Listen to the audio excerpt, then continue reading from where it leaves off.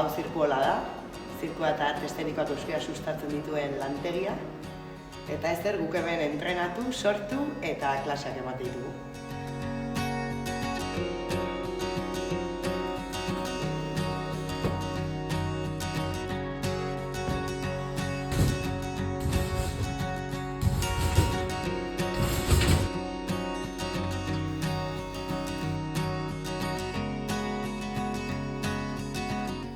Zirkuola edo berdinkiri buruz informazio gehiago, ostiral honetan, Hitzak.